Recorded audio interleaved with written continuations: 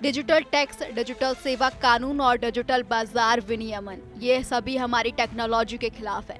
America और अमेरिकी कंपनियां अब दुनिया की गुल्लक या चटाई नहीं बनेगी। हालांकि ट्रंप ने किसी देश का नाम साफ तौर पर नहीं लिया, लेकिन उनका इशारा साफ है। निशाने पर है यूरोप, ब्रिटेन, कनाडा और अन्य वो देश जिन्होंने डिजिटल दुनिया को नियंत्रण करने के लिए कानून बनाए हैं। यूरोपीय संघ के डिजिटल मार्केट एक्ट और डिजिटल सर्विस एक्ट जैसे नियम अमेरिका के दिग्गज टेक कंपनियों पर सीधे असर डालते हैं। ये कानून प्रतिस्पर्धा बढ़ाने और ऑनलाइन कंटेंट मॉडरेशन को लेकर बनाए गए हैं, लेकिन अमेरिका का मानना है कि ये नियम उसके तकनीकी वर्चस्व को कमजोर करने की साजिश है। ब्रिटेन भी डिजिटल सुरक्षा और डेटा नियंत्रण को लेकर सख्त कानून लेकर आया है। भारत समेत कई देश अब खुद की डिजिटल इकोनॉमी को सुरक्षित रखने के लिए कदम उठा रहे हैं। इससे अमेरिकी कंपनियों पर अतिरिक्त टैक्स का दबाव बढ़ता जा रहा है। अमेजॉन, गूगल, मेटा और एप्पल जैसी अमेरिकी टेक कंपनियां दुनिया की सबसे बड़ी कंपनियों में से एक है। ये देश के लिए न केवल राजस्व का बड़ा जरिया है, बल्कि राजनीतिक ताकत का भी प्रतीक बन चुकी है।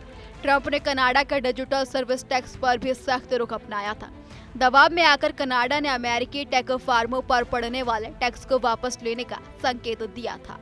हाल ही में अमेरिका और यूरोपीय यूनियन ने सहमति जताई कि वो डिजिटल ट्रांसमिशन पर आयात शुल्क नहीं लगाएंगे और नेटवर्क यूजर्स चार्ज से भी बचाएंगे। लेकिन ट्रंप की धमकी इन आपसी समझौते को झटका दे सकती है। अब ये देखना होगा कि ट्रंप की ये चेतावनी वैश्विक डिजिटल नीति को किस दिशा में मोड़ती है। क्या देश झुकेंगे या टकराव और बढ़ेगा? तो क्या डिजिटल दुनिया में एक नया ट्रेड वॉर शुरू होने वाला है?